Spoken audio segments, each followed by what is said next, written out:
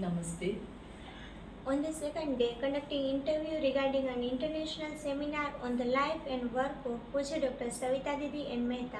Today we have Dr. Kirtiben Pandya કે જેઓ આર્ય કન્યા ગુરુકુળ વિદ્યાલય તેમજ ગુરુકુળ મહિલા કોલેજના વિદ્યાર્થીની રહી ચૂકેલા છે. તેઓએ ધોરણ 5 થી ધોરણ 12 સુધી આર્ય કન્યા ગુરુકુળ વિદ્યાલયમાં વિદ્યાર્થીની તરીકેની ભૂમિકા ભજવી છે અને ત્યારબાદ આગળનું શિક્ષણ પણ તેમણે ગુરુકુળ મહિલા કોલેજમાંથી જ લીધેલું છે. ટૂંકમાં કહીએ તો તેઓ 10 વર્ષ સુધી વિદ્યાર્થીની તરીકે અને છેલ્લા 31 વર્ષથી પ્રાધ્યાપિકા તરીકે સંસ્થા સાથે સંલગ્ન છે. તો ચાલો આપણે જાણીએ મેડમ પાસેથી પૂછીએ દીદીમાના સ્મરણો. જ્યારે તમે દીદીજી વિશે વિચારો છો ત્યારે તમારા મનમાં પહેલી છબી કે ક્ષણ કઈ આવે છે? હું જ્યારે પણ પૂજ્ય સવિતા દીદી વિશે વિચારું છું ત્યારે મને એવું લાગે છે કે જાણે સાક્ષાત સરસ્વતી માં એ મારી સામે હોય. કેમ કે જ્યારે હું ત્યાં પ્રાઇમરીમાં ભણતી, પછી માધ્યમિકમાં આવી અને અનેકવાર એમને સાંભળ્યા ત્યારે મને એવું લાગે કે જાણે સરસ્વતી માતા સાક્ષાત આપણને કંઈ ઉપદેશ આપતા હોય કે બોલતા હોય એવા એમના સંભાષણોમાંથી પ્રતીત થતું હતું.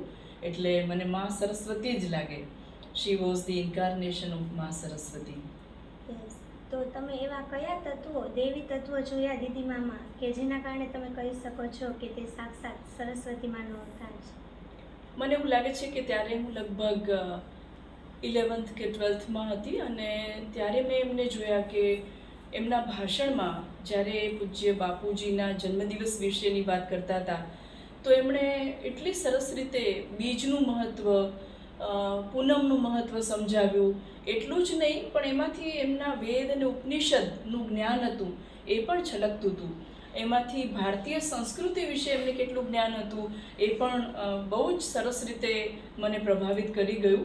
તો મને એવું લાગતું હતું કે જાણે એમનામાં બહુ જ વિઝડમ ભરેલું છે, નોલેજ એમને અલગ અલગ વિદ્યા શાખાઓનું છે અને એમની અસ્ખલિત વાણી એટલે એમની વાક્છટા એ મને ખૂબ પ્રભાવિત કરી ગયું. અને એમનામાં મને એવું લાગ્યું કે દેવી તત્વો છે, વિચાર, વાણી અને ભારતીય સંસ્કૃતિ વિશે એમનું જે જ્ઞાન હતું એ મને પ્રેરક લાગ્યું. જો તમારે દીદીજીનું ફક્ત 3 શબ્દોમાં વર્ણન કરવાનું હોય તો તે શું હશે? હું જરૂરથી કહીશ કે જો 3 જ શબ્દમાં મારે વર્ણન કરવાનું હોય તો સત્યમ શિવમ સુંદરમ. દીદીજી ઘણીવાર શબ્દો અને કાર્યો બંને દ્વારા બોલતા હતા. શું તમે તેમના નાના કાર્યનો ઉલ્લેખ કરી શકો છો જે ઘણું બધું કહી શકે? હા, ચોક્કસ. દીદીજીના શબ્દો અને કાર્યો બંને ખૂબ અસરકારક હતા. મને યાદ છે ત્યાં સુધી એક એવી ઘટના બની હતી કે જે હું હજી સુધી ભૂલી નથી શકી. દીદીજીના શબ્દો તો સખત અસરકારક હતા પણ એ ઘટનાએ મને ચકિત કરી દીધી કે એમનામાં જે કાર્ય કરવાની સૂઝબૂઝ હતી એ બહુ અલગ જ તરી આવતી હતી એમના વ્યક્તિત્વમાં. બન્યું એવું હતું કે હું 1988થી 1994 સુધી માંગરોળ શારદાગ્રામ કોલેજમાં સર્વિસ કરતી હતી અને ત્યાર પછી લક બાય ચાન્સ ગુરુકુલ મહિલા કોલેજમાં વેકેન્સી પડી અને મને થયું કે ચલો હું મારા વતન જાઉં જ્યાં મારા માતા પિતા છે. તો મારા માતા અને પિતા એટલે કે સ્મિતાબેન પંડ્યા અને ડૉક્ટર નરેશભાઈ પંડ્યા, તો મને અહીંયા આવવાની એવી ઘેલચા થઈ તો મેં તરત જ એમાં એપ્લિકેશન કરી અને ઇન્ટરવ્યૂ પ્રોસેસ પણ સરસ રીતે પરિપૂર્ણ થઈ. પણ ત્યાર પછી એક વહીવટી ગૂંચ કહી શકાય એ આવી ગઈ. તો હું બહુ જ ટેન્સ્ડ થઈ ગઈ અને મને લાગ્યું કે શું કરવું જોઈએ. પણ લક બાય ચાન્સ એ સમયે સવિતા દીદી અહીંયા સ્વસ્તિક ભવનમાં જ હતા અને ત્યારે મેં ચાન્સ લીધો અને સવિતા દીદીને હું મળવા ગઈ અને મને એવું લાગ્યું કે દીદી 100% મારો આ પ્રોબ્લેમ સોલ્વ કરી દેશે.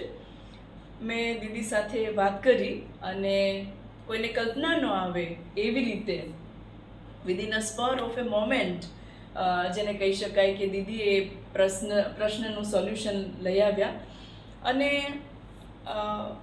એક જ સેન્ટેન્સમાં સામેની વ્યક્તિને એવો ઓર્ડર કર્યો કે મારો એ પ્રશ્ન સોલ્વ થઈ ગયો. એમની મેં ત્યારે જોઈ સૂઝબૂઝ, વ્યક્તિને ઓળખવાની એક શક્તિ જેને 6th સેન્સ કહેવાય છે. એટલું જ નહીં પણ વાકચાતુર્ય, એ ઘણા બધા પ્રશ્નો એમણે ત્યારે સોલ્વ કરી દીધા એ એક જ સેન્ટેન્સથી તો હું કહીશ કે દીદીજી was an expert administrator, so wise and having that oratory that she could solve any problem at any time. તો આપણે કહી શકીએ કે પૂજનીય દીદીમાનું વ્યક્તિત્વ જેટલું પ્રભાવશાળી હતું કે તેમની માત્ર હાજરી સંપૂર્ણ પરિસ્થિતિને બદલી શકે છે. Yes, certainly. તમારા મત મુજબ દીદીજીના જીવનમાંથી આજની યુવા પેઢીએ કઈ શીખ લેવી જોઈએ?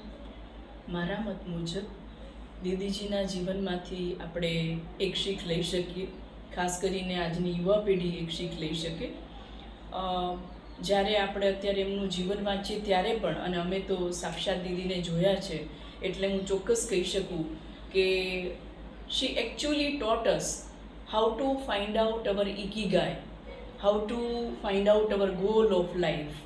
તો યુવા પેઢીએ પણ એ રીતે મથવું જોઈએ. દીદીજીને નૃત્ય પ્રત્યે એટલો બધો રસ હતો નૃત્યમાં, અને એટલું જ નહીં પણ એના માટે છેક મણિપુર ગયા. ત્યાં એમણે પોતાના ગુરુજીઓની સાથે રહીને સતત કેટલાય વર્ષો સુધી મણિપુરી ડાન્સ શીખ્યો. અહીંયા આવીને પણ એટલી એમની ઘેરી છાપ ત્યાંની પડેલી સંસ્કૃતિની કે ત્યાંનો પહેરવેશ, એટલું જ નહીં પણ ત્યાંની કૃષ્ણ ભક્તિ એ એમના ચિત્તો પર અસર કરી ગયેલી, જેને કારણે એમણે અહીંયા આવીને જે પોતાની સંસ્થામાં બાળકીઓને નૃત્ય નાટિકા દ્વારા જે પણ કંઈ શીખવાડ્યું, એનાથી મને અત્યારે એવું ફીલ થાય છે કે દીદીજીનું કહેવાનું એ જ છે સ્પષ્ટ રીતે કે દરેક યુવાન વ્યક્તિએ પોતાના શોખ, પોતાનો જે ધ્યેય છે તે, એટલે કે પોતાની ઇકીગાઈ શોધીને આગળ વધવું જોઈએ. One must find out one's ikigai and goal of life. અને ત્યાંથી જ પૂરું નથી થઈ જતું, એની પાછળ મંડ્યા રહેવું પડે છે. પરસિવિયરન્સ, પરિશ્રમ કરવો, ખૂબ મહેનત કરવી, અને પછી એક શિખર ઉપર પહોંચી જવું, એ આપણું ધ્યેય હોવું જોઈએ. મને એ કહેતા બહુ આનંદ થાય છે કે આપણા પૂજ્ય દીદીજીને દ્વિતીય ઉષાનો ખિતાબ મળેલો છે.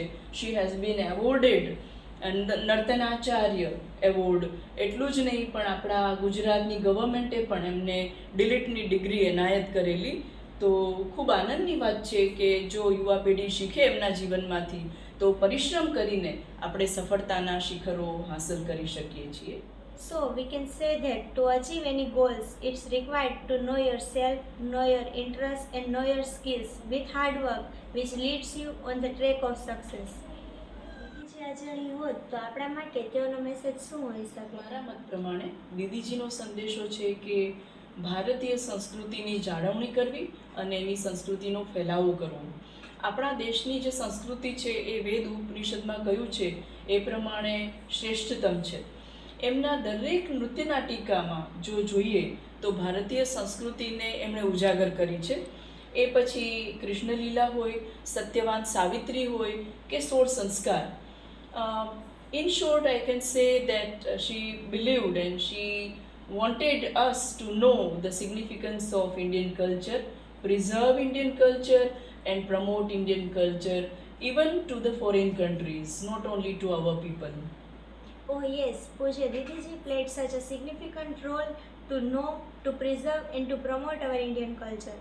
Yes, certainly. તમારા મત પ્રમાણે આપણે પૂજ્ય દીદીજીના વારસાને કઈ રીતે જાળવવો જોઈએ? પૂજ્ય બાપુજીએ આર્યકન્યા ગુરુકુલની સ્થાપના અહીં પોરબંદરમાં કરી ત્યારે પૂજ્ય દીદીજીએ બહુ જ સારી રીતે આ વૈદિક પરંપરાનું પાલન કરેલું, એ વારસાને જાળવી રાખેલો. અને અત્યારે મને કહેતા આનંદ થાય છે કે નેપ 2020 પ્રમાણે પણ આપણે વેલ્યુ બેઝડ એજ્યુકેશન આપી રહ્યા છીએ, જે બાપુજીએ એ જમાનામાં શરૂ કર્યું હતું અને દીદીએ સતત એની જાળવણી કરી હતી.